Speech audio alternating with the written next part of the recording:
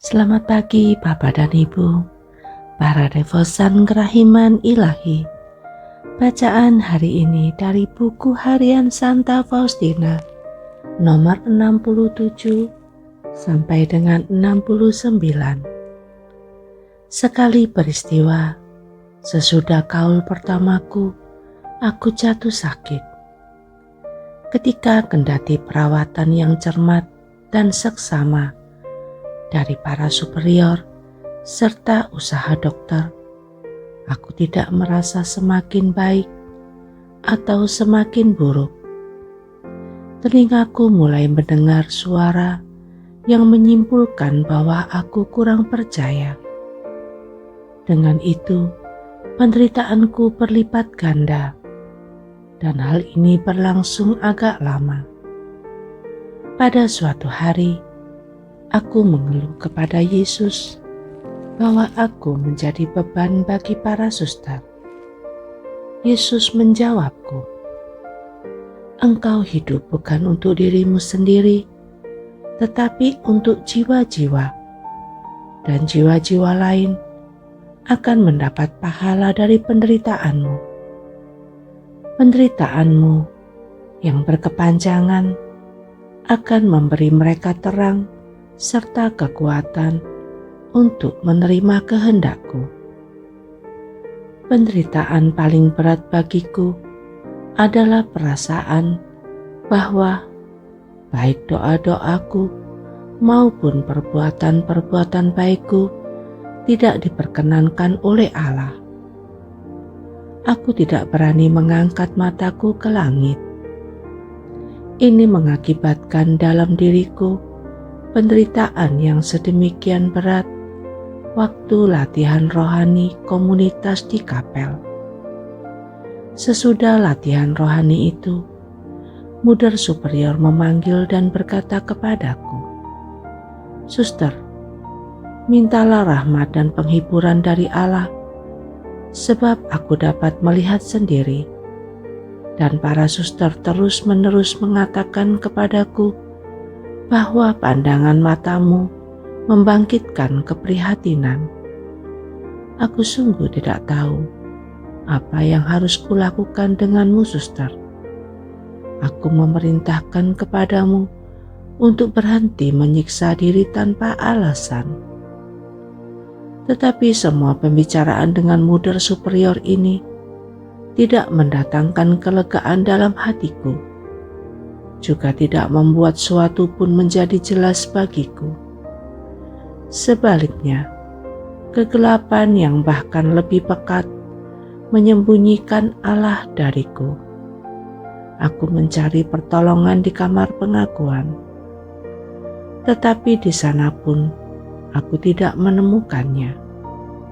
Seorang imam yang saleh ingin menolongku, tetapi aku begitu lemah sehingga aku bahkan tidak mampu menjelaskan penderitaanku.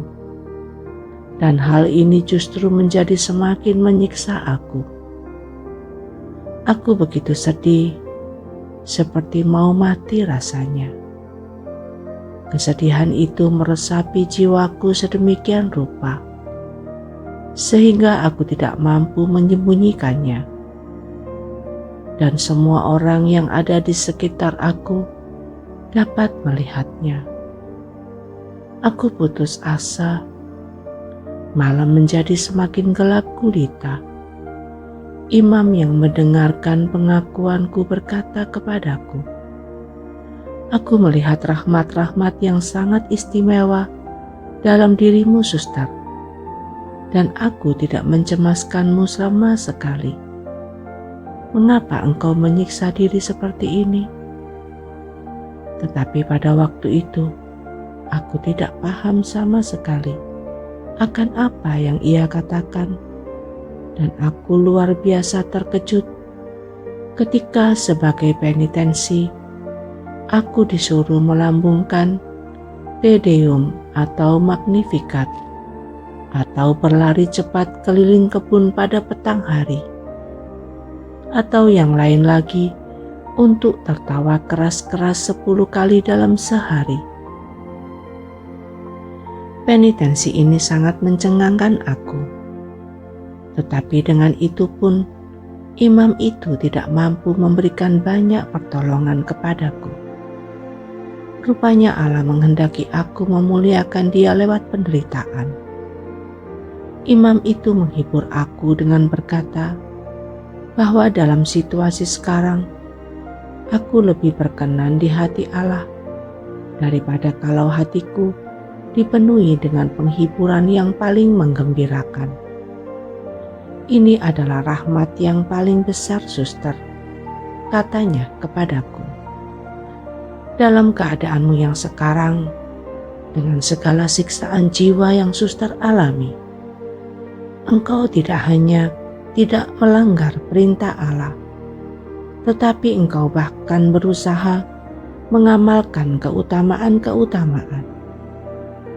Aku mencoba memandang ke dalam jiwa suster, dan aku melihat rencana-rencana agung Allah serta rahmat istimewa ada di sana.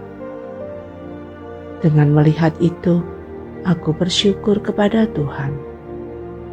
Tetapi kendati semua itu, jiwaku masih tetap tersiksa. Dan di tengah siksaan yang tak terperikan itu, aku meniru orang buta yang mempercayakan diri kepada bimbingannya. Sambil memegang tangannya erat-erat, tidak melepaskan kepatuhannya sedikit pun. Dan inilah satu-satunya jaminan keamananku dalam menghadapi cobaan yang amat berat ini. Oh Yesus, kebenaran yang kekal, kuatkanlah aku yang lemah ini. Engkau ya Tuhan, dapat melakukan segala sesuatu. Aku tahu bahwa tanpa Engkau segala usahaku akan sia-sia. Oh Yesus, janganlah Engkau menyembunyikan diri terhadapku, karena tanpa Engkau aku tidak dapat hidup. Dengarkanlah seruan jiwaku. Kerahiman-Mu tak berkesudahan ya Tuhan. Karena itu kasihanilah aku yang tak berdaya ini. Kerahiman-Mu melampaui pengertian para malaikat dan manusia. Oleh karena itu, meskipun tampaknya Engkau tidak mendengarkan aku, namun aku berserah kepada samudera kerahiman-Mu, karena aku tahu bahwa harapanku tidak akan dikecewakan. Yesus, Engkau andalanku.